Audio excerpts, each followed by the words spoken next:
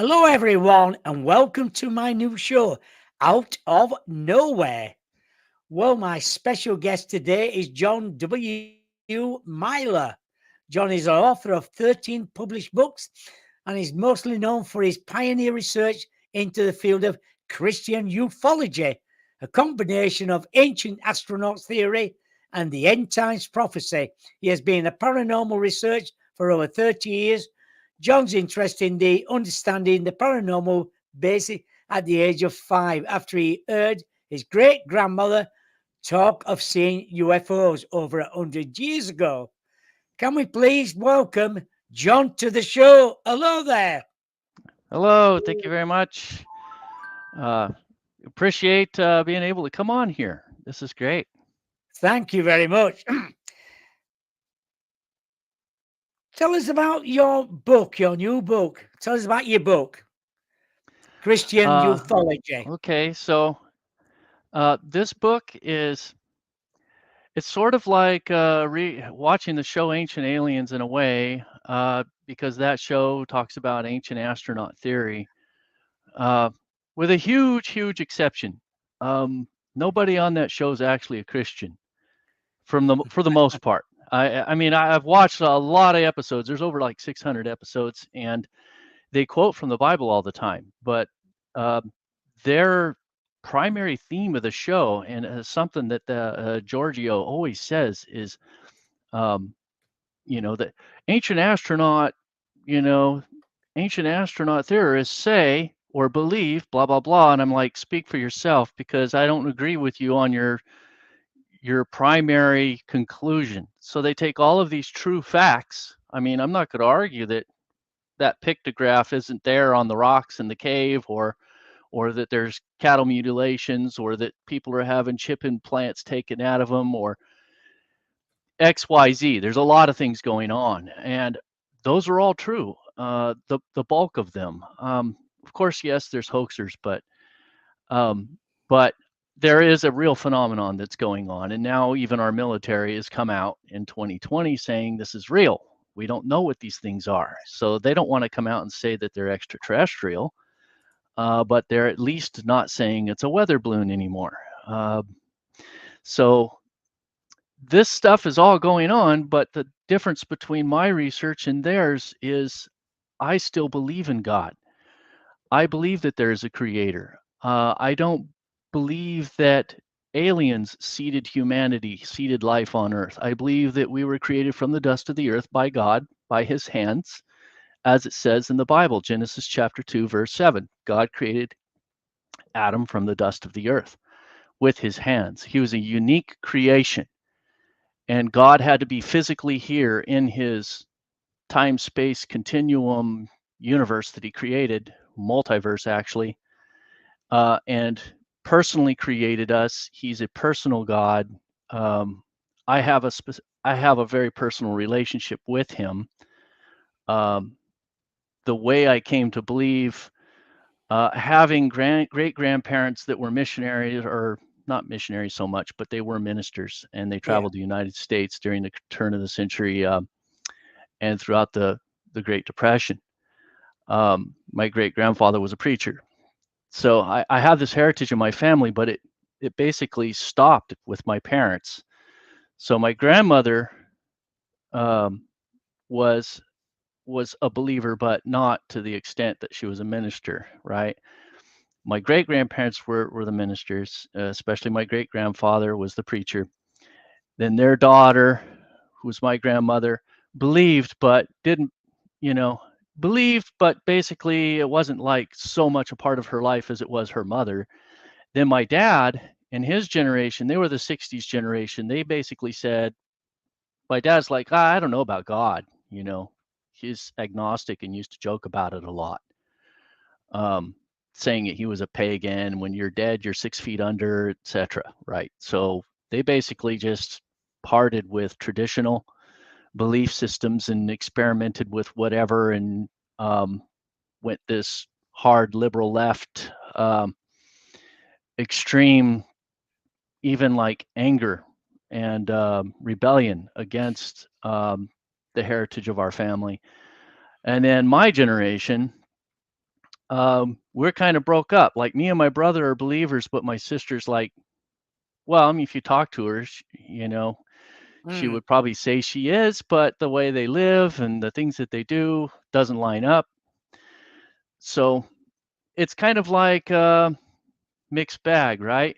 But speaking for myself, I would say that I came back to the original faith of my great grandparents in a really strong way because I had a personal encounter with Jesus. I actually heard him audibly speak in my ear on one occasion when I was 21 years old. And when that happened, it changed the course of my life. Um, so a lot of people may wonder, like, about Christians who say, uh, anybody can pray and nobody says, oh, that's not weird, right? It's like, oh, yeah, go ahead and pray. They might mock it, they might make fun of it, look what God lets happen in this world. But when somebody says God's talking to them, that's when they start to question, like, okay, a lot of people say God's talking to them, flip a coin, right? But that should be actually a normative experience for a believer because God is real. He is a very personal being, and sometimes he even personally shows up, physically manifest. My great grandmother was one of the people who actually saw him physically manifest. She had a stroke when she was in her 50s, and when she was in the hospital, she was paralyzed on the left side of her body. They didn't know if she would ever walk or talk or anything. She said Jesus walked into her That's hospital it. room and smiled at her. And when he smiled at her, she was healed instantly. And so that was part of her story. And that's part of the heritage of my family. And it was something that I believed as a little kid, but I kind of did my own thing. Um, I was off in the world. I was a party animal growing up. Um, and but I was also very spiritual. I was all into new age stuff and got very interested in occult type things. Um, so that kind of explains some of my books, right? Aliens in the Bible, a biblical Yes. explanation of supernatural entities, realms of existence, and phenomena. So that's like all this paranormal stuff, but with a biblical perspective. So, how did that happen? How does this Christian have all of this paranormal stuff in the Yeah. background? So, that's part of my childhood, which was all steeped into this new agey stuff. My mom was kind of a hippie and sort of fed into it. My sister as well. And I became like really absorbed with research and reading all kinds of paranormal things to later uh, experimenting. I experimented with channeling, self hypnosis, tarot cards, Ouija boards, Oh, all forms of divination. I I did tried channeling spirits. Not a good idea, by the way. I did ghost hunting. Went to graveyards with cameras and things like that. Um, got a lot of stories over the years from that time in my life, um, and up until 21 years old. So I even had this otherworldly encounter in the jungle of Panama when I was in the army, active duty army during the Panamanian conflict. So that's part of my story. Um, Communicated with this glowing ball of light in the jungle, right. which I thought was just this super cool highlight. Um, but later in life, like when I was 21 and I got out of the army, that's when Jesus came and visited me. And I was like at the bottom, and life was pretty much spiraling out of control. I would have denied it, but that's where I was at. And that's when Jesus showed up in a dream.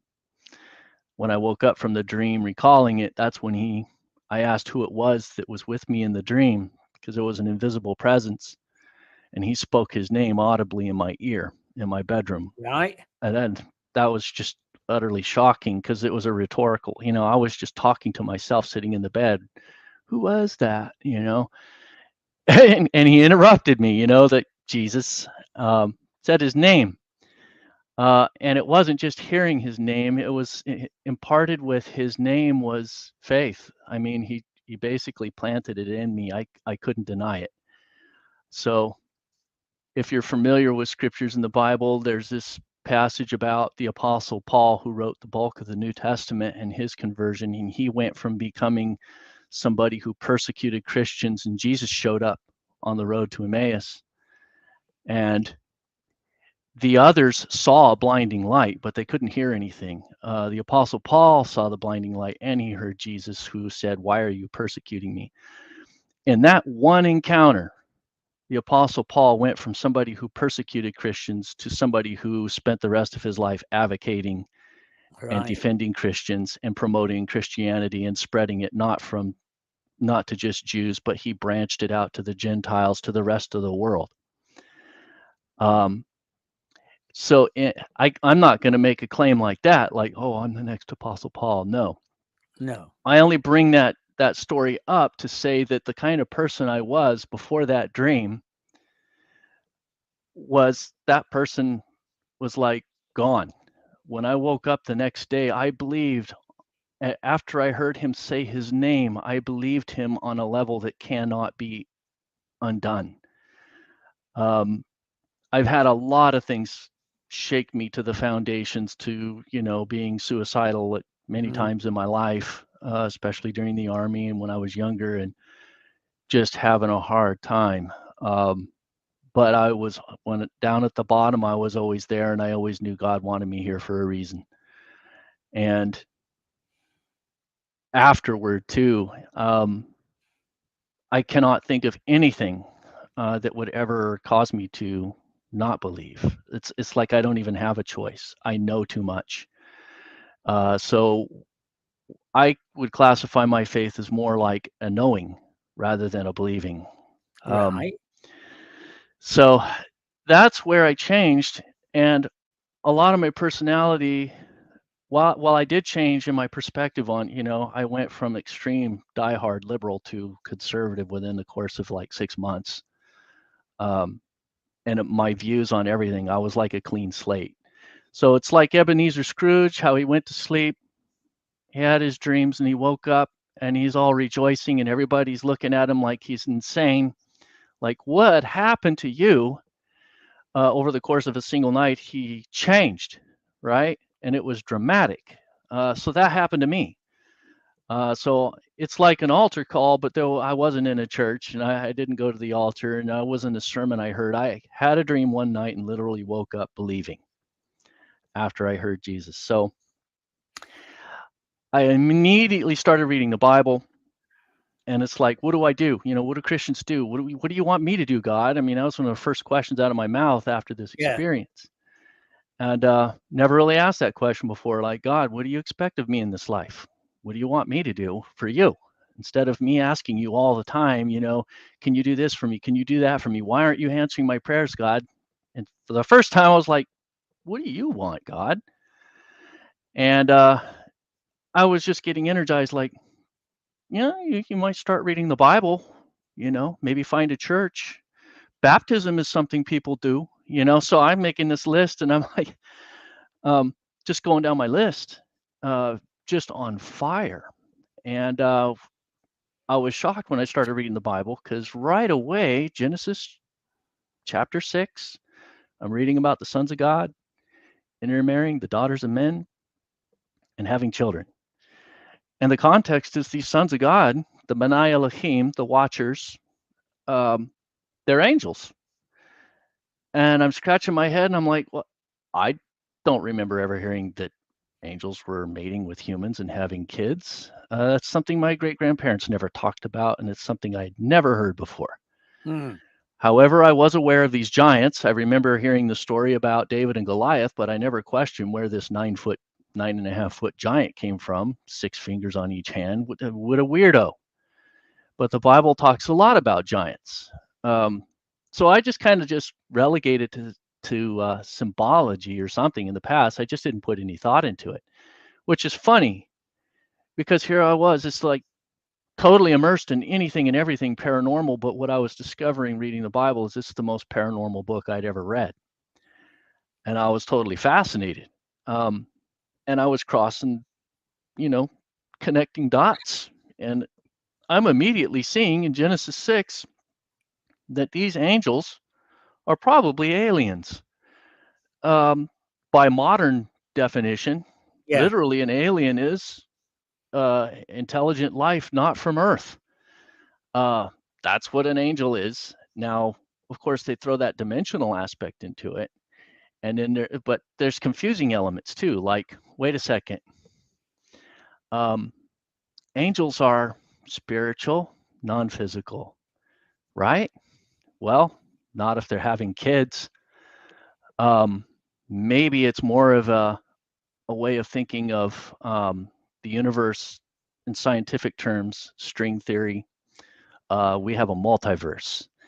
And our science is now getting to the point to where we understand this. And beings that are coming to this planet are actually punching wormholes through time space to get here to this planet. That's their propulsion. It has to Mm. manipulate gravity to do that. So we know enough about the science of these vehicles to say that. We even have mathematical models since the 1950s that predicted that. Um, but the Bible's been talking about it all along. So I was a really big academic. Um, so if you saw my bio, I have 5 degrees. 2 of them are master degrees. So Mm. Yeah. this for me is just like research, So I just can't help it, I just start reading and researching, and for being a Christian, I'm very scientifically oriented. Um, I question things that a lot of Christians don't. I mean, bizarre things that um, I just look at it and I'm like, why is it this way? Why is it that way? And the origin of angels is one of those questions. How come the Bible doesn't talk about when God created angels? And then I started questioning assumptions that Christians make, um, like the fact that most Christians assume that God hand created all angels um, individually, right? And I'm like, Yeah. he didn't do that with any species on earth. Biologically speaking, it makes zero sense that he would do that with angels. Why would they be an exception to literally thousands upon thousands of species on earth? Um, so I started wondering, like, oh, how do I reconcile this? Why do Christians think that? Christians think that based on one verse, Luke 20:36. Jesus said, we will be like the angels, which neither marry nor are they given in marriage. And so Christians assume that because angels don't marry or given in marriage and they don't sin, then they're not having sex and having kids. However, what they're not looking at is the possibility that maybe angels were created like Adam and Eve to reproduce after their own kind on their planets in the heavens. And when they reach a level of spiritual maturity, they go through a translation, like which will happen to humans. And when they're translated, then they become no longer reproductive. They put that part of their life behind them and they move into this new stage where they're connected to God with this new special connection. So, we're what you would consider a transgenic metamorphosis species. We go through this translation just like a butterfly goes from a cocoon to a butterfly, from a caterpillar to a butterfly. We live as mortal reproductive beings. Well, not mortal, pseudo immortal. We have to eat from something, Yeah. like a tree of life. And then we translate, right? Well, what if that's what angels went through? What we are going through right now, they've already been there and they're still going through it. So they have glorified planets throughout the cosmos where part of the population is like Adam and Eve, reproducing, having children, and then they become glorified. They translate, they become angelic beings, extremely powerful, immortal. They are what we call angels by Jesus's definition of immortal and non-reproductive. So these are things that I was coming up with that I had never seen anybody ever mention. Uh, and I was writing these notes and my margins and stuff. And Yeah. before I knew it, I had like a whole book worth of notes. And I wasn't even planning on writing a book. So over 20 years ago, I wrote Aliens in the Bible, and that covers like all of this paranormal stuff. But it also is just like, well, as a Christian, don't do these things, right? But this is what I experienced, and here's what I think these certain things are. Astral projection, for example. I do believe there's evidence of astral projection in the Bible. I do believe that it might be a spiritual gift. Is it something you should try to do? But probably not. I've read Can enough about it. can we can we just ask John? John, can we just ask a Yes, question? Rebecca's asking, John, what do you believe about the devil? Since your awareness of God, has the devil ever attempted to affect you? And what are you aware of? Good yes, most question. definitely. So here I was up until 21 years old, practicing all of these insane things. I had literally seen demons when I was 5. Um, so I've had experiences with the dark side. Um, However, as I got older and more into the paranormal and stuff, I saw a little less and less. Um, I just saw little bits here and there, and I had all these paranormal experiences, but nothing that I would like outright say was demonic. Then God came, and Jesus spoke in my ear and said his name, and then suddenly I believed. Um, at that point, all the hiding that the enemy was doing, um, he just dropped all the masks. My house became poltergeist central. I started seeing and experiencing all kinds of things like, and it was like in your face. I woke up in the middle of the night on one occasion. My bed was shaking around, and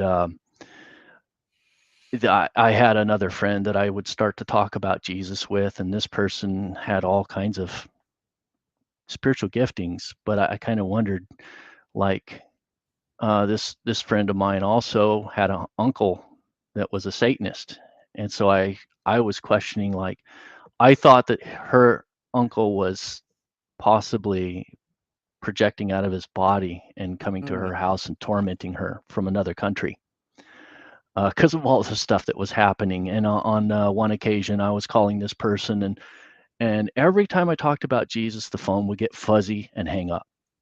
And it wasn't like a person just hanging up. It was like the connection started getting scratchy vibrating. and it would hang up. And then that person would call me back and we'd start talking again.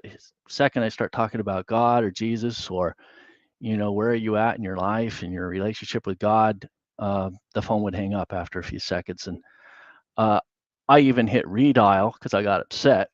Phone went 666 across the dial instead of redialing the person's number. So I had these things happening, yes. Um, this is part of what drove me to start looking into getting baptized because I thought, this stuff is just like playing games with me in my house, and I'm here with a Bible and yelling at it, and it's like not doing anything. Whatever's here is powerful enough to challenge me, and I'm like, no way, this is not right. So I went to a church of Christ at the time, and the guy there said he had his degree in demonology, and Right. things like that don't happen anymore. And I'm like, you haven't been to my house. Um, I was experimenting, and basically, if you had eyes to see it, my house probably looked like Swiss cheese with a bunch of portals opened up from all over the place, and anything and everything was coming in and out of there. It was Grand Central Highway. And I said I needed to close those doors, and I believed I needed to get baptized to show whatever was there that I was serious. Well, I later found out from my pastor that baptism actually has direct links to exorcism. Oh, And when you go through the baptism, you actually renounce anything that's on you or in you, and you cast it out. That's part of the process of baptism. But it also empowers you because when I came home that day, I was able to cleanse my home and confront that stuff.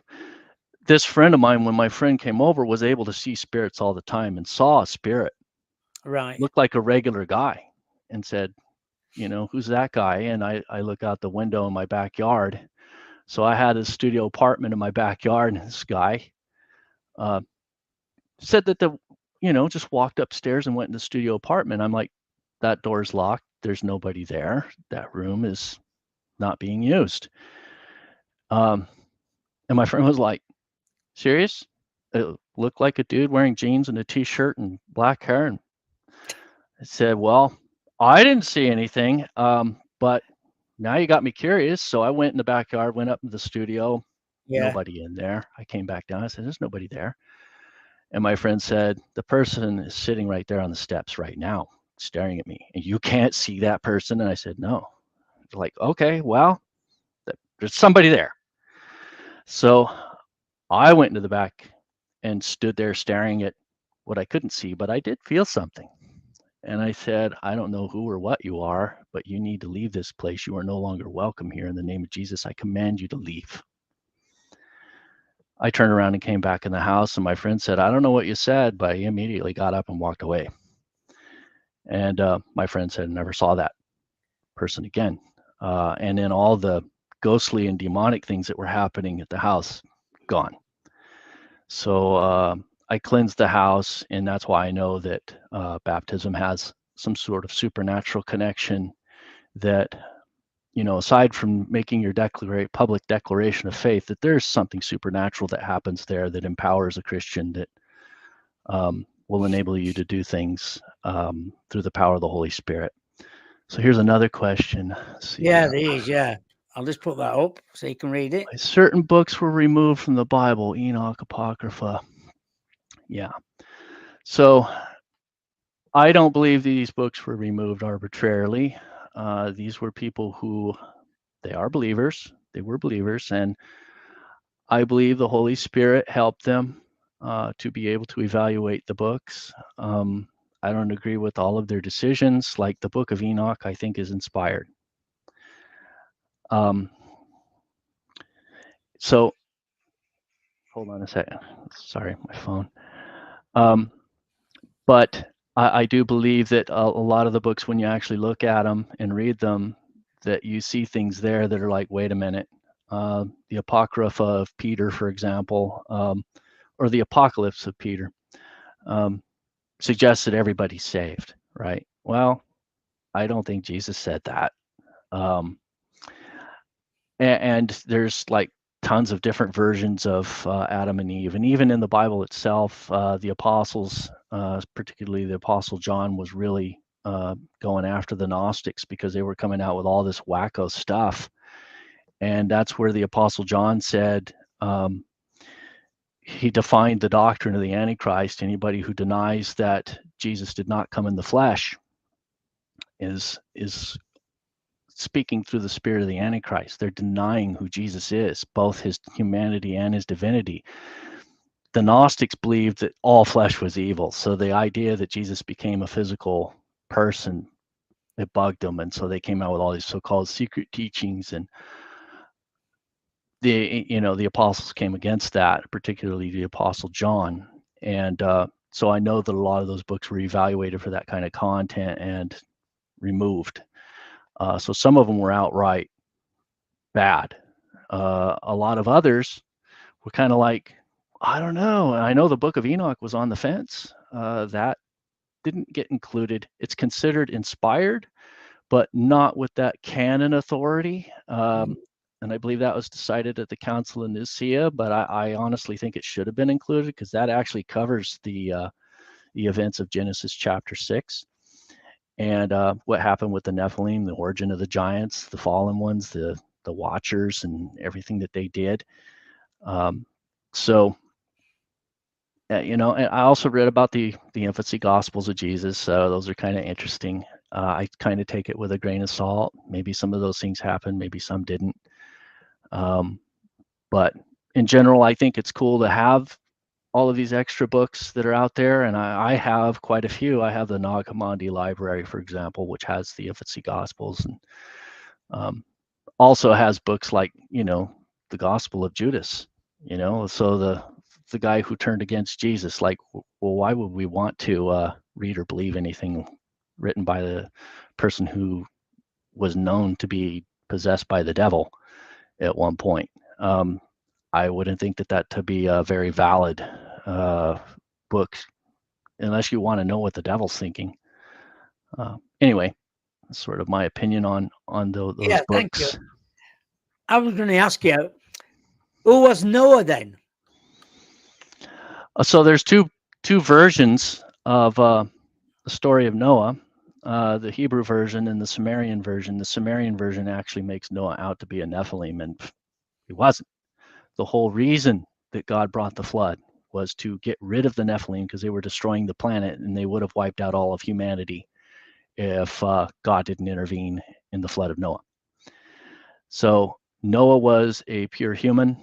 The Bible actually says that Noah was pure in his generations, which is an interesting wording because it actually refers to not just his character, but also his genetics. Pure in his generations, I believe, means he was a pure strain human. He was not, uh, he did not have any DNA from this inbreeding with otherworldly beings, these angels. Whereas pretty much every other person on the planet, every other family, by that time, had been infected with this inbreeding that was going on. The angels, according to the book of Enoch as well as the book of Jasher, they mated not just with humans but animals. Um, Genesis 6 says all flesh corrupted its way upon the earth. So these beings were able to come here, shape shift into animals, mate with animals, and then have these hybrid freaks. These creatures that were part humanoid looking but part animal. And that's the source of all of these legends that we have, like Set, the Egyptian god, dog head, human body. Baal, human body, bull's head, which is also a minotaur in Greek mythology. So you have these Mm, part human, part humanoid, which is the angel part, and then part animal. This is why people who have actually seen demons, people who've had near-death experiences, gone to hell, come back, talk about these things that they had encountered, will typically depict them as part human, like with a bull's head or like having horns, animal features, a tail, bat wings. They're like genetic freaks where they, the chimeras or whatever. So the angels, they probably experimented with genetics, same as they're doing now, but they also were literally breeding with animals and creating all these weird species, which now we call them cryptids. We have a word for it. that's Uh, right. and a lot of these beings have supernatural abilities. This is why. This is the origin. So this is a cool thing for a paranormal research to find out, reading the Bible of all places, that you want to know the mystery of the origin of cryptids. Cryptids were not original creations from God. The bulk of them.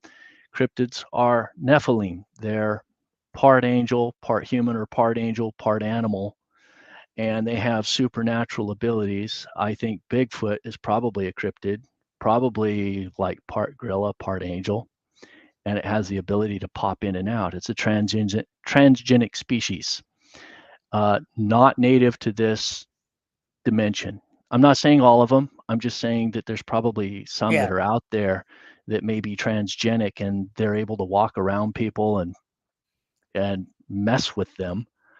And you could see them, you could smell them. I'm speaking because I have a friend that was actually him and some of his friends on a hunting expedition tried to hunt one, and because it stole their deer, they shot a buck, and this thing took it while he was looking through his scope. right. He saw this thing step out of nowhere and grab a 750-pound buck, Grab it. flop it over its shoulder like it's nothing, and then disappear into the bushes. And this thing was only like 15 feet away from his friends, and they didn't see it. It was so quick. And then for something that big to suddenly be there and then suddenly not, something weird. And they tried to hunt this thing, and they couldn't.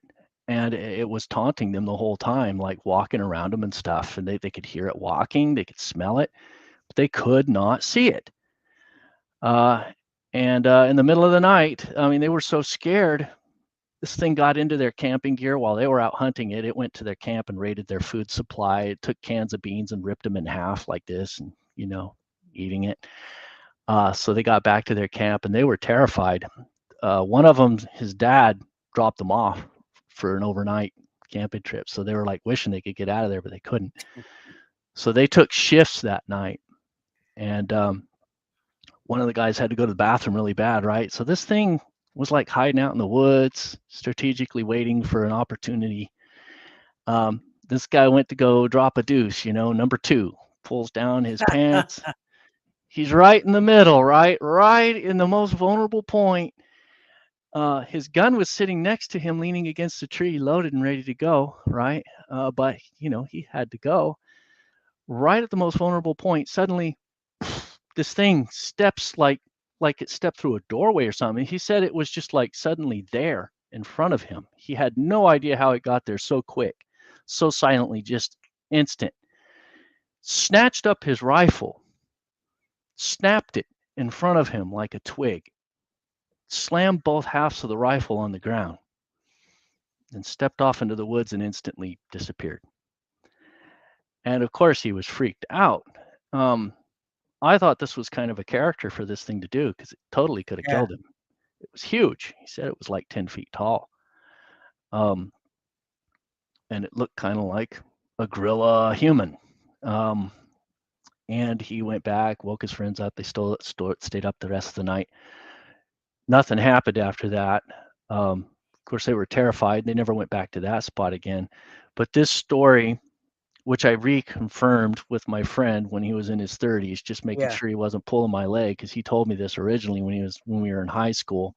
Right. This happened in Arkansas, this event, and that's where it's a Sasquatch hotbed in Arkansas. Things can just Yeah. live out there. Nobody will ever see it. There's places that people never go, and I think that entity was probably a Nephilim, and it got pissed because they were in its territory hunting its game, and it didn't like it and made its point, like, don't ever come back here again, or it probably will kill you. John, what about the Anunnaki? So the Anunnaki's a Sumerian word for the Watchers, the B'nai Elohim, in the Bible. It's the same story, except when you're reading about the Anunnaki, and that's like covered in Zechariah Sitchin, he covers that a lot, and other ancient astronaut researchers. The Anunnaki, they have their whole lore, why they're coming here for gold and this and that, and that they seeded us, and they have their creation story, right? But I think that that's not true. The Bible actually casts them in an accurate light. The Bible says that God sent angels here. They're called watchers. Yeah. That's one of the translations of the B'nai Elohim, and they're supposed to watch over us. They're supposed to take care of us. They're not supposed to interbreed with us and corrupt us, which is what they ended up doing. Not all of them. I think the Archangel Michael, the Archangel Gabriel, they might be actually good guys. Raphael, Uriel, they're known as archangels in Jewish literature, and in the Bible, Gabriel and Michael are mentioned by name, so they're good guys. I think they might be from the same order of the Watchers, and they're here on Earth in a higher dimension, in what the Bible refers to indirectly as the first heaven. So in a first heaven, Earth is a bigger planet. It's the same planet. It's just layers of existence, like an onion. Oh yeah. Imagine a lithosphere, Like an layers. higher dimension. Yes. So in a higher dimension, Earth is a larger planet. And in that larger planet, it's a whole civilization with all these beings that live there, and they have their society, and they're not elected. God appointed them. And I believe that there's 32 of them, or no, this is in Deuteronomy 32, where it says that God appointed these angels to have governance to watch over us over particular regions in the earth. And Satan, Lucifer, was a watcher himself, and he is among them. And he's known as the prince of the power of the air. The Bible actually has a lot about him that this was actually his planet originally. Earth is where Satan had his kingdom. He had an angelic kingdom here on earth before Adam and Eve.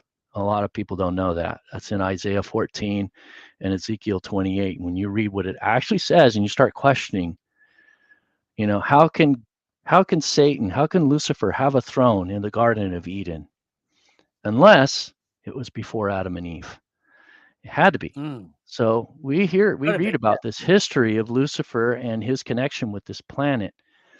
And I talk about that, the flood of Lucifer, which is actually right in the beginning in Genesis, where God wiped out all life on the planet. It was 2 floods on this planet, not just Noah's flood, but there was a flood before that that didn't leave any survivors. And the angels that were here had to leave. So they were the only ones that you could say did survive it.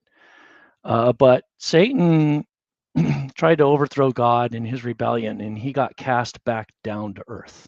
Jesus even said he saw him falling to earth, because that's where the rebellion started. So that's where he ended up. That's why he was manipulating the serpent in the Garden of Eden.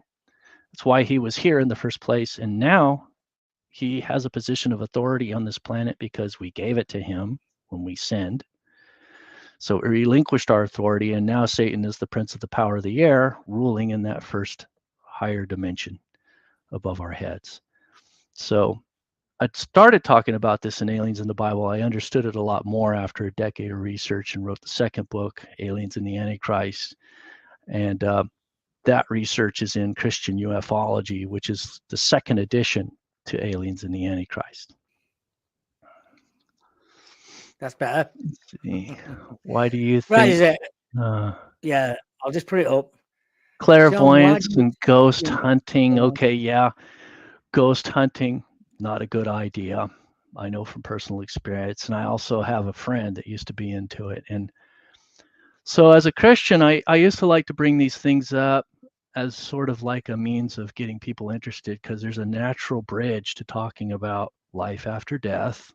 And then like, well, what do it gets you to asking these questions, what's most important in life. But the topic of ghosts is more along the lines of, you kind of don't want to be stuck here after after you die. You want to go to heaven. Um, and a friend of mine was really, really interested in that, and he got into ghost hunting. And I told him, you don't want to do that. Stuff will follow you home. And he did get into it, and stuff did follow him home. And this friend ended up getting pretty messed up. Diagnosed with schizophrenia later on. He used to have to sleep in a Faraday cage. And he made a Faraday cage of his bedroom, and he said that Right. that worked the same as the drugs. That it helped him to get a good night's sleep without hearing the voices and stuff. So it makes you wonder, like, how's a Faraday cage do what a drug does? But yeah, ghost hunting's not a good idea. As for clairvoyance, there are people that are born with abilities.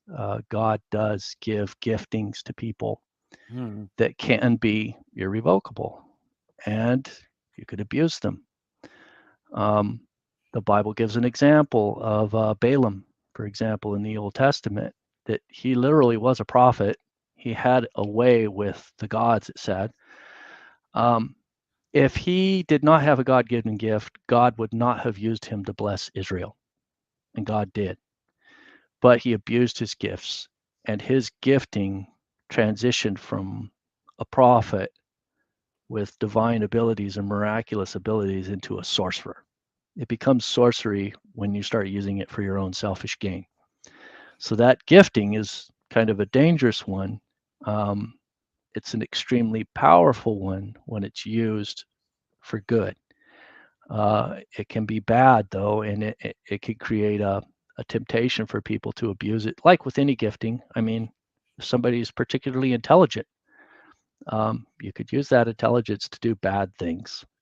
So same with clairvoyance. So that's those. This other question: why do you think humans live so long in the Bible? Okay. Yeah, that's from Uh, Steph.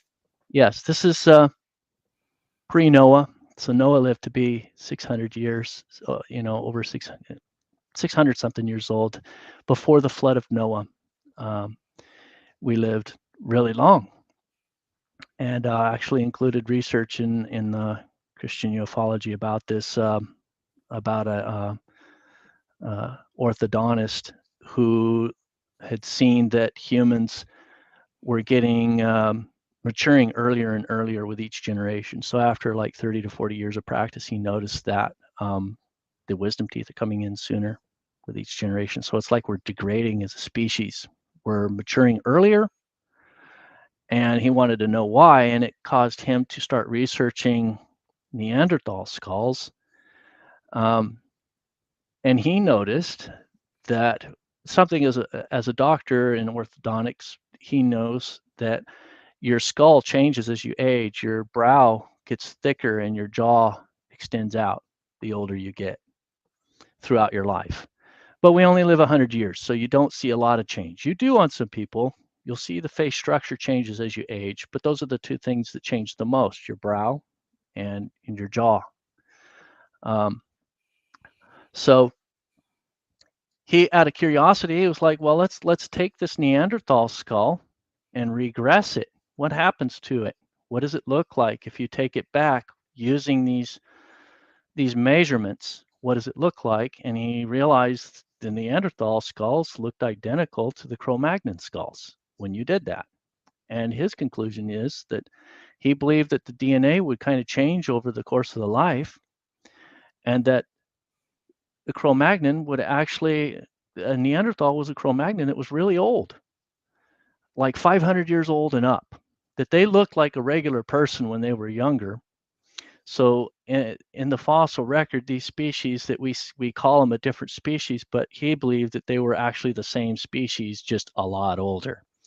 And that the reason why is a mystery, what happened to the Cro-Magnon, and it's only a theory that Neanderthal killed the Cro-Magnon off, but nobody's been able to prove that. And in fact, they found places where Neanderthal and Cro-Magnon live side by side. So why would one kill the other off? And it's been a debate.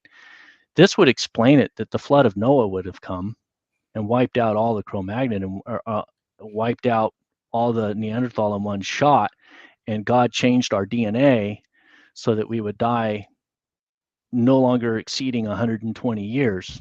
He changed our DNA at that point. It's like he drew a line in the sand, and it was for mercy, actually, because life is hard living under the curse.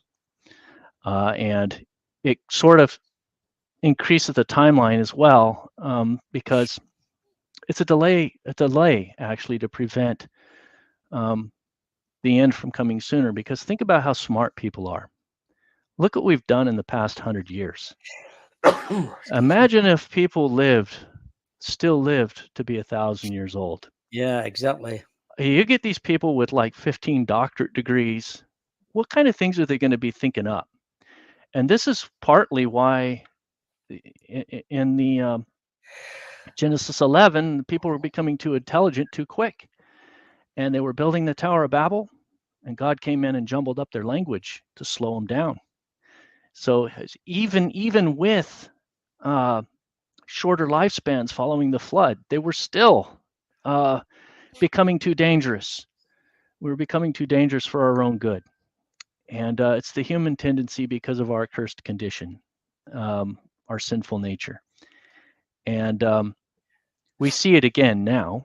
We're here again at a level where we've got these technologies, and we're on the brink of World War III, tinkering around with things that can just destroy us all. And that's the technology we know about, nuclear. I'm Hey, pretty John, sure there's a lot more technology that we don't know about that I'm is sure there equally. is.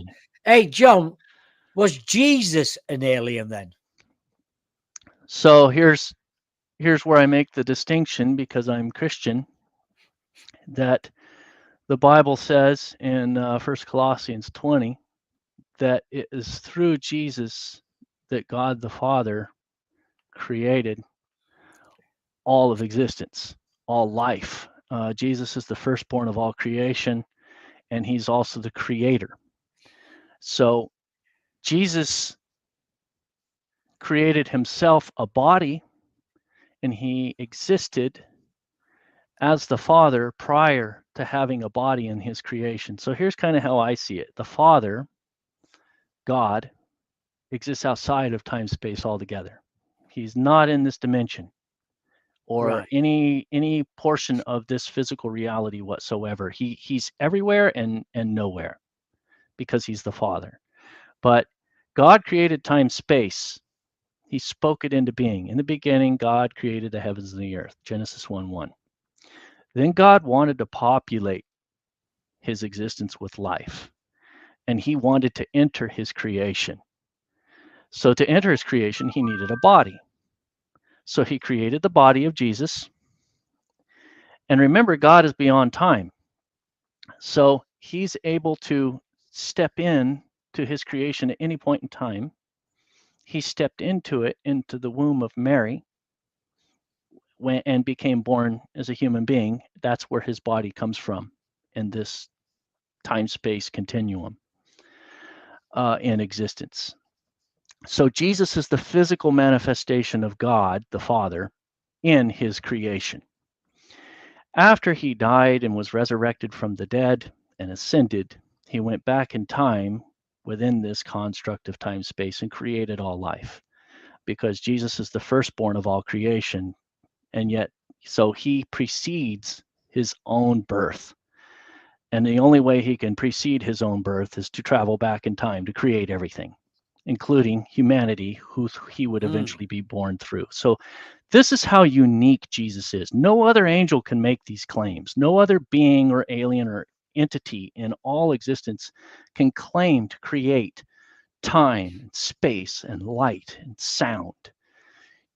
In the beginning was the Word, and the Word was with God, and the Word was God, and the Word became flesh. That's Jesus. And no being can do that. No being can claim that. Although all these Nephilim, they do like to make that claim. And that's part of the reason why they're fallen beings, because this war started from Lucifer rebelling against God, and then it ended up all these angels, fallen angels that believed Lucifer when he was deceiving them, dragging a third of the stars from the sky, Revelation Yeah. 12:4. Um, these angels that were deceived follow his lead. And when they came here, and their children too, the Nephilim, when they came, they wanted to be worshipped as gods. That's why all these ancient religions, people actually worship these beings. They worshipped Baal. So there probably really was this being running around that was just this weird looking, hideous, evil thing. But it was a glory hound. They demanded worship. So, this is all in opposition to God. Um, Uh, yeah. yeah, yeah, good for that. Yeah. Question from Joanne. What are your thoughts on the revelation part of the Bible means?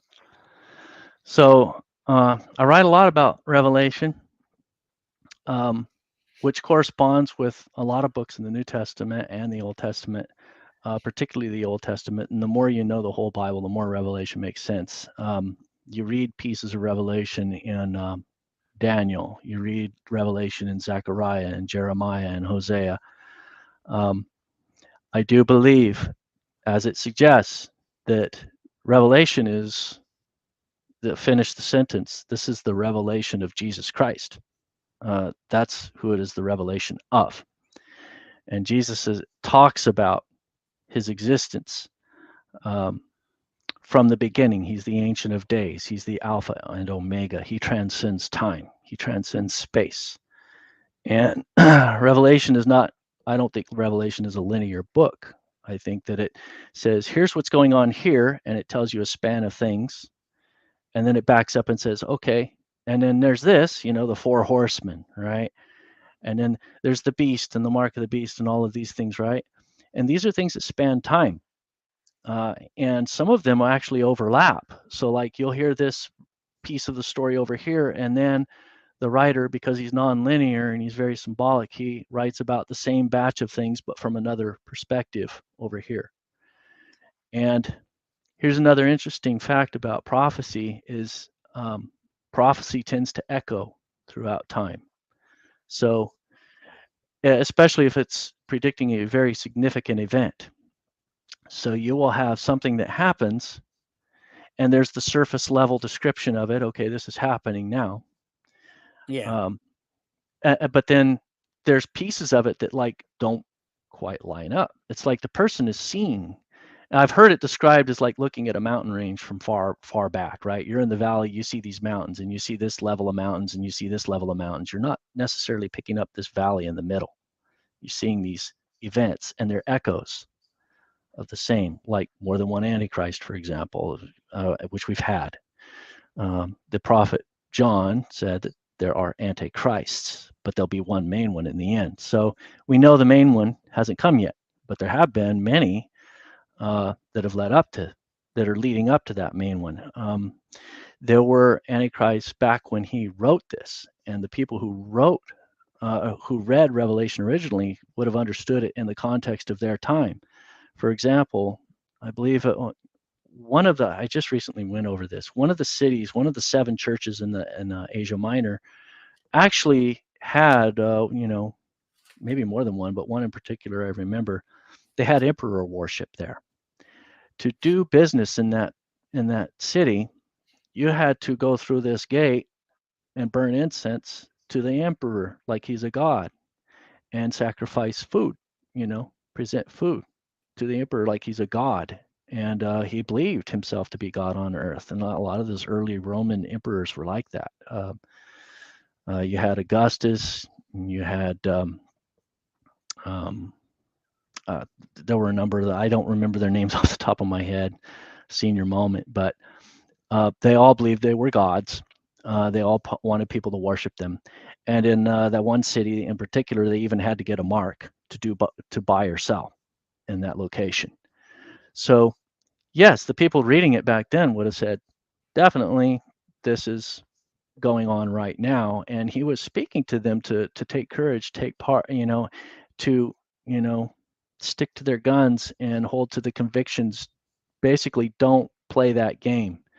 Uh, Find a way to make your living without bowing to that false god. Don't take that mark. Do not yield your convictions to this worldly system because it's demonic. So that was the direct message of the time. But we also know too, I'll just pick Revelation 13 to highlight a few items. Um, we now have artificial intelligence, and the Bible says that the Antichrist is going to commission humanity to make a statue, an image of the beast that will be able to walk, talk, think rationally, make decisions, and people will wonder after this thing like it's a god. And this image of the beast will be put in charge of a global economy, and you will not be able to buy or sell. So, of course, this references, of course, to the statue of the ancient times, but I think it's also a reference to where we're at now, because here we are on the cusp of digital currency. We have a global economy. We have a global tracking system. So the mark of the beast, I think the cell phone, this is a Hmm. precursor to the mark of the beast right here. Right. I think they're eventually going to make it into a chip. I think it might even integrate with the internet and your neural net in your brain. And can you imagine how intelligent people will be being able to have Google knowledge at the tip of a thought, right? Yeah. You just think, oh, what is the average lifespan of a Russian blue Persian cat? And just the information's in your head, right? Um, that's where AI is going. They do have neural interface projects going on right now. They do have the ability, blind people are able to see like fuzziness. So eventually, when they figure it out, um, there'll be medical applications, but they'll be like far more than that. So we're going in that direction. We're going in the global economy.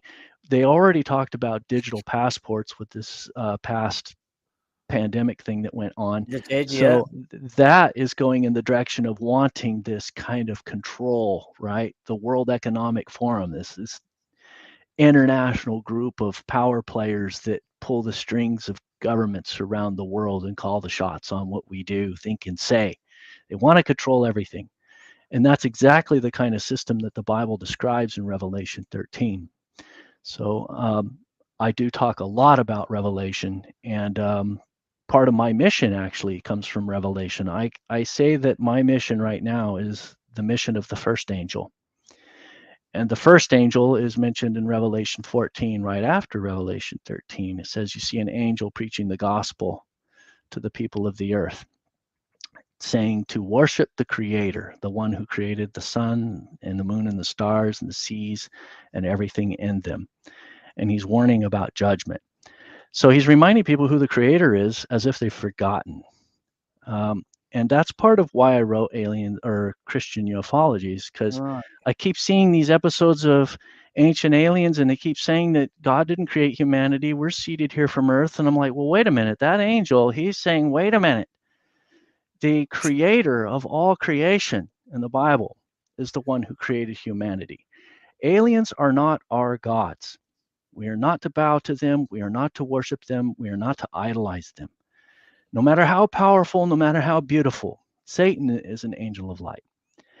And I believe in the future we will see good aliens and we will see bad ones. That alien or angel, whatever term you want to use in Yeah. Revelation 14, I think he's going to be a real being, and I think he's going to have his angelic chariot, some otherworldly, interdimensional, interstellar spacecraft. And his job is to preach the word to people all over the earth. So there'll be angels like that are good guys that are actually going to be aligned with the true creator, but they'll also be bad guys, and they're really going to be trying to muddy the water. And Christians that aren't used to thinking of angels in this context, they're not used to using new words and understanding the Bible through another lens, are going to be caught off guard, and they're going to be confused. And this is happening right now in our Pentagon, and I think officials all around the world that have faith like me are encountering this otherworldly stuff, and they're like freaking out. They're like, they don't know how to interpret it, and it's giving them a crisis of faith. And I want to let them know it's possible. It's possible to believe in ETs and also believe in God and the Bible. Yeah. They go together. In fact, the Bible complements the ET presence and actually completes a huge piece of information that they're missing. And likewise, this ET, all this ET stuff complements the Bible and helps you to understand it in a new way, in an updated way that makes sense. The Bible to me reads like Star Wars and Lord of the Rings and all of that all mixed into one, and it makes perfect sense without compromising your faith. Let's Yeah. see. I think Joanne wants to give us another question. That's okay. How do you see the future for mankind then? How do I see the future of what? For mankind.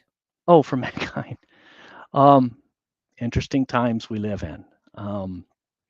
I do believe that open contact will happen because I believe Jesus predicted it. Jesus said, it will be as the days of Noah in the days of the coming of the Son of Man. So out of all of history, Jesus picks out the days of Noah and says, when I return to this earth, it's going to be like it was then. You look at the days of Noah, just read Genesis chapter 6. Read the book of Enoch, which is the unabridged, expanded edition of Genesis chapter 6, because that's where he goes and details all of that. And it's also mentioned in Jude. A lot of otherworldly things going on there, and we're seeing it happen right now. In 2020, our military turned around, did an about face, and said, these are not weather balloons. Sorry for jerking your chain all these years. We don't know what it is. We're going to call them non-biological, or we're going to call them biological non-human entities rather than just, they're aliens. We all know what you mean. They even want to change the word or the acronym. It's not UFO anymore. It's UAP. It's like to try to destigmatize talking about it in Congress and whatnot, but it's the same thing. We know that they're otherworldly beings, that they come from the heavens, and the Bible describes all of this. Even the word heaven in the Bible, it's outer space. Shamayim, it's a plural word in Hebrew, and it means the abode of the sun and the moon and the stars, defined in Genesis 1:14. That is second heaven. Third heaven is God's glorified throne, which is a glorified planet. Every Yeah. description of it is a planet. And it's in Psalm 48, Psalm 75, and Isaiah 14 as being in the sides of the north. So it's literally given a physical direction. That's God's throne. That's the highest heaven, the third heaven. And then outer space is the heavens, plural. And this is all multidimensional that we're talking about here. Every planet is a multidimensional construct.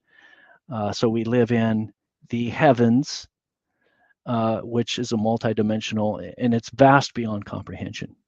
So there's a lot of life out there. And I see all of that coming to the earth in the future, that there will be a showdown, that God will put an end to the rebellion that started on this planet thousands of years ago, maybe even millions. It could actually be coming to a head in our lifetime. It's kind of looking like it. And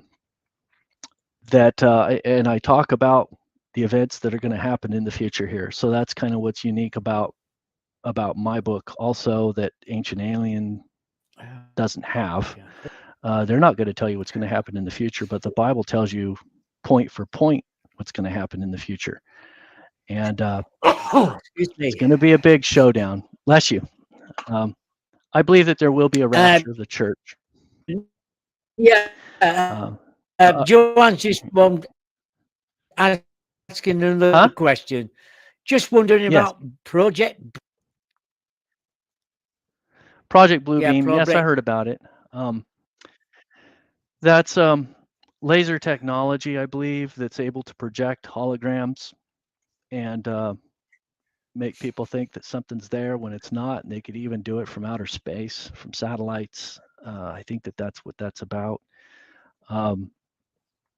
But they also have this technology, most likely augmenting aircraft and whatnot, so that like you see 3 jets instead of 1, and you don't know which one's real. Right. Yeah. So, but that's just one example. But there's all kinds of exotic technology that's out there, I believe. I think we've invented free energy a long time ago. Nikola Tesla most likely discovered it. Then he died, and our government buried it. We have globalists that pretty much own everything. They own all this technology that they're not letting out. Some of it's incredibly dangerous. They have probably gateways. They have otherworldly technology. But I think God's keeping us in check. God/ETs, good guys. Yeah. So a lot of people ask these questions like, well, okay, if these ETs are all so powerful, why don't they just wipe us out if they're bad guys? Well, there are bad guys, but there's good guys too. They're keeping them in check. That's Yeah. just like on our planet, the dynamics we have on our planet. Why haven't terrorists destroyed the planet? Because they can't. They're kept in check. It's this cat and mouse thing going on, right? And we have proxy wars. So Earth is like the ultimate proxy war planet, where good and evil is kind of like butting heads and doing all this weird kind of political kind of things. And so in the heavens, the same politics we have here, there's a version of that in the heavens, between God and his angels and satanic forces and fallen angels and a full spectrum of beings that are in between. So angels are either faithful or fallen, but the beings that are not angels yet, like humans, for example, mortal humans, they're going to be on a spectrum of where, like, do you generally go to, do the right thing? Do you generally lean toward the wrong thing?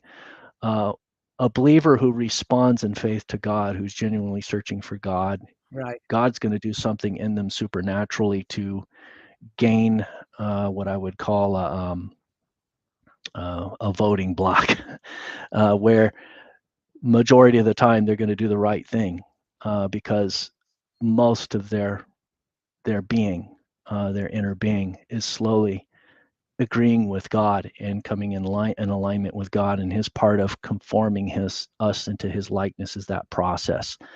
And that's within an individual, but societies are like that as well. And this planet is like that. And there's this cat and mouse, good and evil forces keeping each other in check. So the evil ones can't completely wipe us out because they won't. Good ones won't let them. Archangel No. Michael, for example, protects this planet and protects Israel in particular. Um, but Earth also, you got to remember, if Satan even has his way, he's not going to wipe us out physically. He wants to destroy us, our souls. So he wants us not just to be killed, he wants us deceived and then killed. To him, that's more important. So even if he did gain complete control over this planet, which will happen in the future, um, he's not going to be able to change you as a human being unless you decide. You have that power of choice, which is the second most powerful Mm, force in the universe. God is the most powerful force. Free will is the second most powerful force, which he's given us. And so he's looking at our hearts and he's seeing how we make our decisions. And that's why God is letting things play out on this planet the way he is. As messy as everything is, this is a testing ground. We all experience good and evil in our lives. How do we respond to it? Do we match exactly. evil for evil, or do we match evil for good and try to overcome evil with good? That's what God's looking for. And Interesting. in the future, I believe there's going to be a rapture of the church, um, that these angels are going to come in an angelic fleet, and it'll look like a massive UFO alien abduction, which technically I think it will be. Angels use chariots. The Bible says it. Uh, a lot of people are just going to vanish off this planet. It's going to create a vacuum. According to Second Thessalonians, there's something on this planet called the restrainer that's keeping the Antichrist from being revealed, right? From entering this world and assuming Right. control and being able to do what he wants without hindrance. There will be a time when God is going to allow the devil, basically, okay, do what you want to do. Just like Jesus allowed Judas, he said, go do what you got to do, right? Judas thought he was going to win. Yeah, he went, sort of won. Jesus was crucified, but then God did something the devil wasn't expecting. You know, oh, he conquered death. You can't beat God. No. So Satan is going to be given control over this planet, but only because we're demanding it to be that way because of our free will. Um, a lot of people want God out of the picture. They want to get God, want to get rid of him. They don't like the idea of God, and they have all these different alternatives of what they want other than God.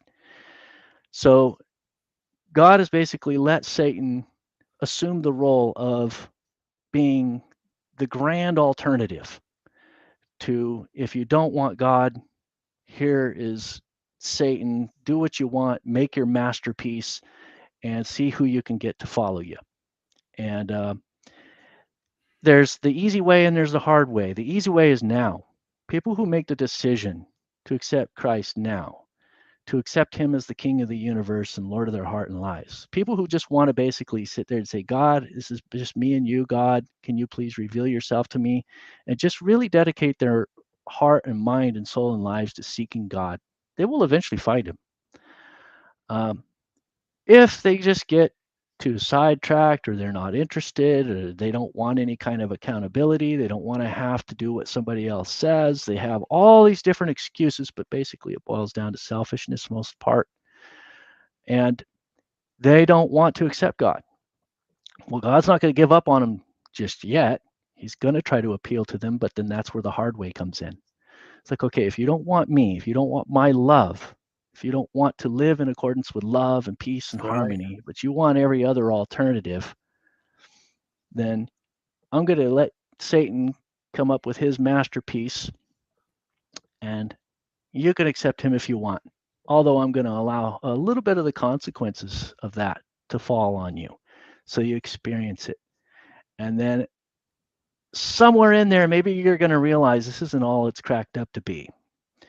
Maybe I actually made a big mistake, and I'm sorry, and I want to change. That's where the hard way comes in. And then there's that spectrum, a little bit of the good way or easy way, a little bit of the hard way. That's our lives, basically.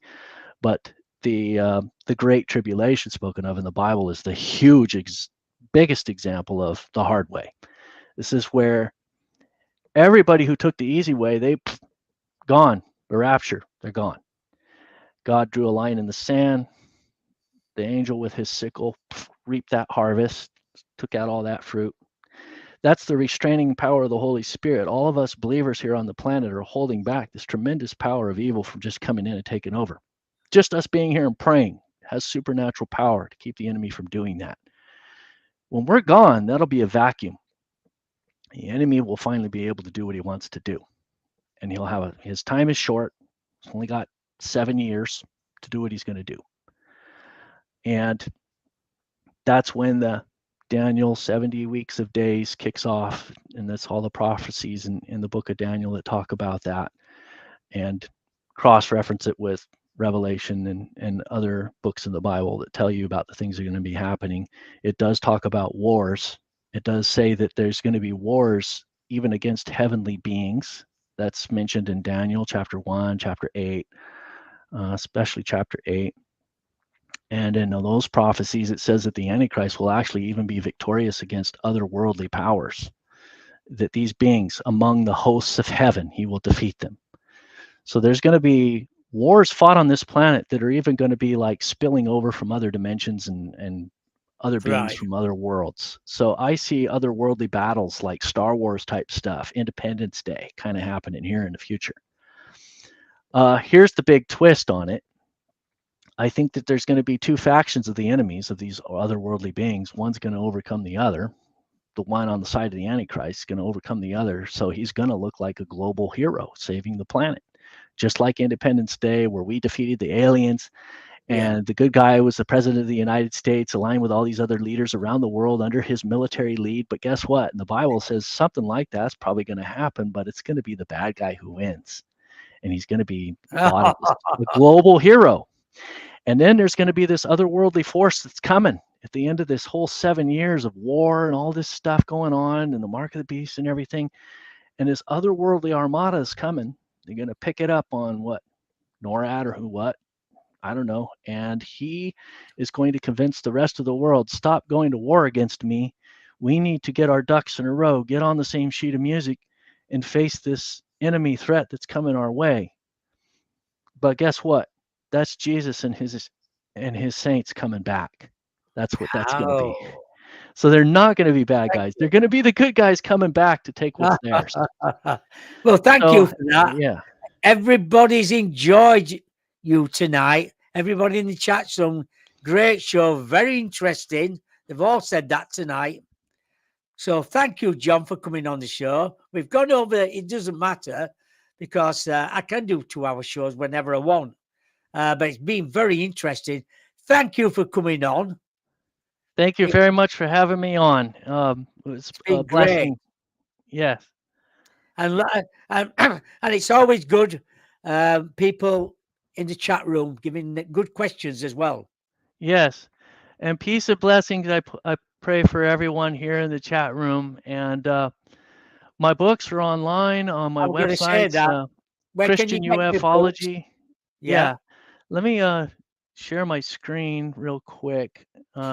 If you have a minute Okay. for that. Yeah, I'm all right. Okay. Let me pick the right one. Window. Here we go. Share. All right. Do Yeah, you see it? I do. I'll get it up there. Add to All stream. right. There we go. Yeah. So these are Alien. my 5 websites. My main author website is here at the top. My name, johnmyler.com. But that's not going to be easy to remember for a lot of people. So just remember the titles of the books, christianufology.net. I'm pretty sure if you type Yeah. Christian ufology, you'll find it. I do advise you go to my website because this has the links, my johnmyler.com website, because this has the links that go to the right copies of the books in Amazon. Right. Um, my Christian ufology is the second edition to Aliens and the Antichrist. So if you get Christian ufology, you don't really need to get this one. The Strong Delusion is another book that contains about half of it is Christian ufology info, but the other half is something completely different, and it has to do with the rise of Islam, which I Uh, believe will be part of the global conflict of the end times. And then Aliens and the Antichrist is the first book that I wrote many years ago. It covers a wider scope of paranormal phenomenon like ghosts and such like that. Um, but then I got more specialized into focusing on the ET reality when I saw the recurring themes that studying ETs in the Bible actually kind of points to end times prophecy. They're connected because they're so integrated with each other. right. So that's when I specialized. So Aliens and the Antichrist, and then these two books deal with the otherworldly influence, and then this talks about Islam. So if anybody wants to email me, here's my email address. I answer all my emails. So far, I have not been Brilliant. flooded to the point where I haven't been able to personally answer every one. If anybody wants a free book, I'm willing to give you a free book of any that I have on my Oh, website. brilliant. All I ask for is that you give me a review at least.